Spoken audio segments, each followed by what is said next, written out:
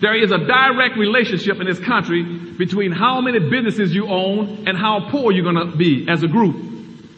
Those groups that have no businesses are going to be poor and imprisoned. It is not the government's responsibility to help you do anything. The government's responsibility and the police department's responsibility is to put you in jail and keep you out of the way. When you have a Katrina situation, which on one of my videos, I started talking about Katrina 7 to 8 years before it even happened. It was almost 10 years before that was happening to Katrina. They got me crying on the video and they wouldn't take it out. But the video telling what's going to happen in that city because the poverty rate was so high, 82% poverty rate in New Orleans before Katrina even hit. And nobody was concerned and understand that if you don't have any businesses, you're going to be poor. The reason black people are the poorest people in the United States is because we don't own businesses. Now watch this now. In this country, in America, the group with the highest income in America today are Asians. Income for black people is $19,400. If you don't have any businesses, you're going out of existence. Why is that now? It's because all you're doing is working for a living. We are the only people that encourage our children to go off and get a good education and go get a good job. No other group of people tell their children that. No other group is that silly to tell their children, go off and get a good education and then go get yourself a good job working in a white company someplace.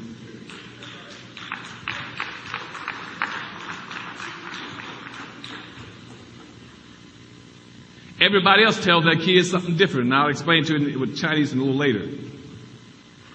We're the only people that don't encourage our children to start businesses. If you go put your child into a job, or if you're working a job, you got to understand the purpose of a job. The purpose of a job is not to enrich you. You cannot get rich working a job.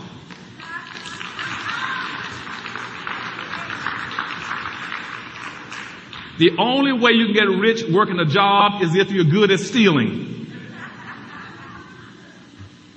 A job is designed to maintain you. A job is designed to keep you one way from the welfare line, unemployment, and food stamps. You work a job until you get too old and they retire you, then you got to go out and beg on the streets. You might get lucky to give you a silver watch. A business will redistribute wealth and power to you 8 times faster.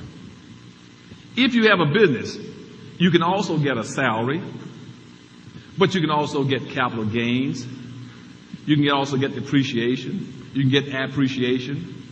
You can you got all kind of tax loopholes. You can write off all kind of things on your business, against your businesses. You can do all kind of things. The system is set up where those who don't have businesses pay all the taxes. And we're the only people who have no businesses. Black folk are paying more than their share of taxes because we are so silly we won't start businesses. Now, let me go to another issue. If you start businesses, what must you do? How do you start those businesses? I put all that in Powernomics. Start businesses at this late gate. It's too late for you just to simply go into a business. It is too late to simply go into a business randomly say, well, I'm going to start a business. I don't see any flower shops on the street, so I'm going to start a flower shop. It ain't going to cut it. Now, at this point, the door is almost closed on us in this country. If you're going to go into a business, you must go into a business where you have a competitive advantage. You must be able to tell me or somebody, the reason I'm going into this business is because I have a competitive advantage over my competitors. And I'll ask you, what are your competitive advantages? You must build your business around 2 things. Wherever your people dominate in population, or wherever your people dominate in spending patterns. That's how you go into business. And if you unify yourselves, you got a chance. If you don't, you're through. Now you hear people talking about Dr. Anderson, we should go into business because we got a $700 billion annual disposable income. You're right. They said we're the ninth richest nation on earth. You're right.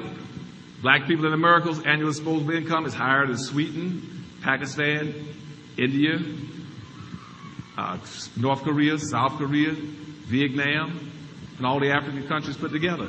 But we are the poorest people in the country because we do not practice group economics. Everybody on earth practices group economics but us. Again, Powernomics talks about all this stuff. So did black labor, white wealth. Everybody practices group economics but us. Now, what is group economics? Group economics means you must learn how to pool your resources in a vertical way and buy from your own people, up and down a chain. Just that simple.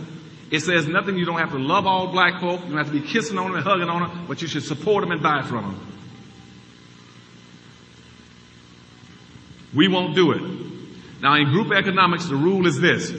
Your money is supposed to bounce 8 to 12 times before it leaves your hands. It's supposed to bounce 8 to 12 times before it leaves your hands or leaves your race. That means that if you got $1 in your pocket right now, that dollar should go to another black person and another black person, another black person, another black person, another black person, another black person, to it passes through 8 to 12 times before it leaves to go to a non-black hand. In America, Hispanic money bounces 6 to 7 times. Hispanics in America right now that you're all competing with, they spend their money, their own people, 6 to 7 times before it leaves a Hispanic hand. White money bounces 8 to 12 times. Arab and Asian money bounces 13 to 14 times. Jewish money bounces 18 times. Black money doesn't bounce once. As soon as a black person gets paid, he'll run over you trying to get to a non-black business to spend it. As soon as it, right now, if you're out on the street, every black dollar right now in Baltimore is going into a non-black hand right now. They're committing suicide. Every time you fail to spend your money with your own people, not only have you failed to practice group economics, but you flush $11 down the toilet. When you leave here right now and you go out there and you stop at a gas station and you buy $1 worth of gasoline, which is about a thimbleful about like that. You buy $1 worth of gasoline, you just threw $11 down the toilet. It didn't go to a black hand. Anytime you put your money in another group's hands, you're aiding them in wiping you out.